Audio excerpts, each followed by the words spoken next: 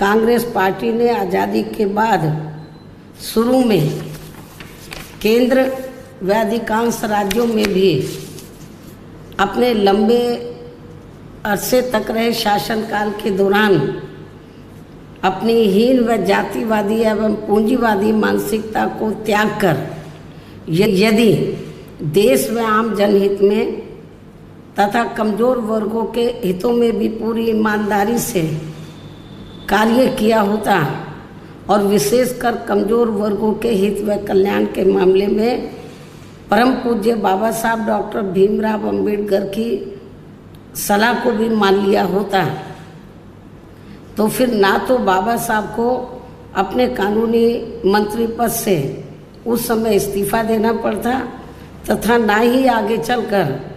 Congress party को केंद्र व अधिकांश राज्यों की भी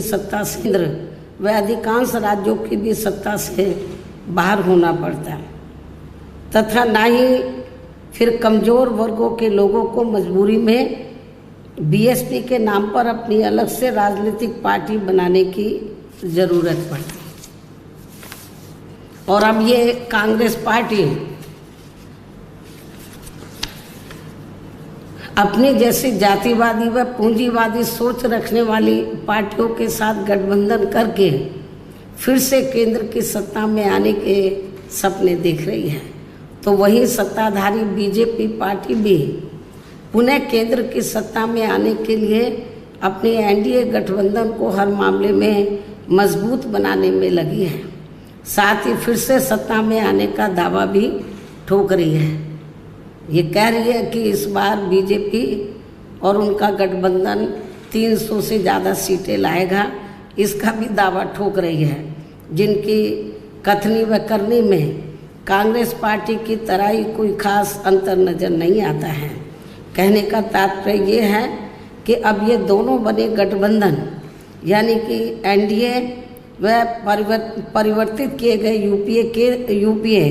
केंद्र की सत्ता में आने के लिए अपने अपने दावे ठोक रहे हैं, जबकि जनता को किए गए इनके वायदे व आश्वासन आदि सत्ता में बने रहने के दौरान अधिकांश खोखले ही साबित हुए हैं। वैसे भी कांग्रेस व बीजेपी एंड कंपनी के बने गठबंधन की अब तक रही सरकार की कार्यशैली यही बताती है कि इनकी नीति, नीयत व सोच सर्व समाज में से विशेषकर गरीबों, दलितों, आदिवासियों, पिछड़े वर्गों, मुस्लिम एवं अन्य धार्मिक अल्पसंख्यकों के प्रति लगभग एक जैसी ही रही है, क्योंकि इन्होंने सत्ता में रहकर शुरू से इन वर्गों के मामले में अधिकांश कागजी खाना पूर्ति ही की है तथा ज़मीनी हकीकत में इनके लिए कोई ठोस कार्य नहीं किए हैं। लेकिन जब ये लोग सत्ता से बाहर हो जाते हैं तो तब फिर वे अपने वोट की खातिर इनके हितों में काफ़ी लंबी चौड़ी बातें करते हैं। जैसे कांग्रेस पार्टी का गरीबी हटाओ का व बीजेपी का हर गरीब के खाते में 20 लाख रुपए पहुंचाने को लेकर कही गई ये बातें सत्ता में आने के बाद केवल हवाई व खोखली ही साबित होकर रह गई हैं, जिसकी खास वजह से ही बीएसपी ने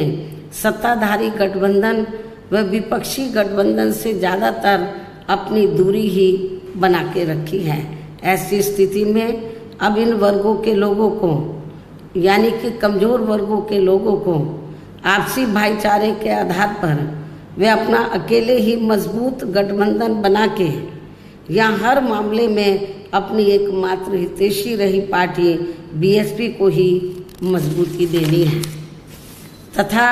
जिससे फिर यहाँ कोई भी गठबंधन केंद्र व राज्यों की भी सत्ता में पूरी मजबूती के साथ आसीन ना हो सके तथा इसके स्थान पर फिर इनकी मजबूत नहीं बल्कि मजबूर सरकार ही बनेगी। हमारी पार्टी का ये पूरा प्रयास होना चाहिए ताकि बीएसपी के सत्ता में ना आने की स्थिति में भी इन कमज़ोर वर्गों का यानी कि दबे कुचले लोगों का ये लोग ज़्यादा शोषण ना कर सके। इतना ही नहीं बल्कि ऐसी स्थिति में बीएसपी को भी सत्ता में आसीन होने का मौका मिल सकता है। और जब तक हम लोग अकेले अपने बलबूते पर खड़े नहीं हो पाते हैं, इसलिए इन सब बातों को ध्यान में रखकर अब बीएसपी को लोकसभा चुनाव में व इससे पहले राजस्थान, मध्य प्रदेश, छत्तीसगढ़ व तेलंगाना आदि राज्यों में होने वाले विधानसभा चुनाव में भी अकेले ही चुनाव लड़कर अपनी पार्टी का बेहतर रिजल्ट लाना होगा। लेकिन बीएसपी पंजाब, हरियाणा आदि इन राज्यों में वहाँ की रीजनल पार्टियों के साथ मिलकर जरूर चुनाव लड़ सकती है, बशर्ते अब वर्तमान में उनका एनडीए व परिवर्तित किए गए यूपीए से भी कोई संबंध नहीं होना चाहिए। इसके साथ ही पार्टी के लोगों को हर स्तर पर सत्ताधारी गठबंधन व विपक्षी गठबंधन के सभी साम दाम दंड भेद आदि हथकंडों से भी जरूर सावधान रहना है। इसके अलावा यहाँ मैं ये भी कहना चाहूँगी कि देश में लगातार बढ़ रही कमर तोड़ महंगाई, अति गरीबी व बेरोजगारी आदि की इन गंभीर समस्याओं के प्रति केंद्र के उत्तरदायित्व को लेकर कल से शुरू हो रहे संसद के मानसून सत्र में जवाबदेही का लोगों को काफ़ी बेसब्री से इंतजार है। किंतु मणिपुर में जारी चिंतनीय हालात, हिंसा व सुरक्षा ही अब नया मुद्दा बन गया है। किंतु इन समस्याओं के प्रति भाजपा का रवैया अब तक व्यापक जनहित का कम तथा अपने राजनीतिक स्वार्थ का ज़्यादा देखने को मिल रहा है, जिस कारण देश से जुड़े इन मामलों का जटिल बने रहना अति दुखद है। जबकि देश की प्रगति लोगों की उन्नति में ही निहित है, जिस पर पूरा ध्यान केंद्रित करने की भी सख्त ज़रूरत है। और अब लोकसभा चुनाव से पहले संसद में सरकार व विपक्ष का रवैया तकरार, आरोप प्रत्यारोप व जिम्मेदारी से भागने का नहीं, बल्कि इन ज्वलंत जन समस्याओं को दूर करने संबंधी समाधान का होना चाहिए। क्योंकि इस समय समस्त गरीब एवं मेहनतकश जनता का जीवन काफ़ी दुखी व त्रस्त है, जिनकी सही से चिंता करना सभी का दायित्व भी बनता है। अंत में अब मैं अपनी बात यहीं समाप्त करती हूँ। धन्यवाद। जय भीम व जय भारत।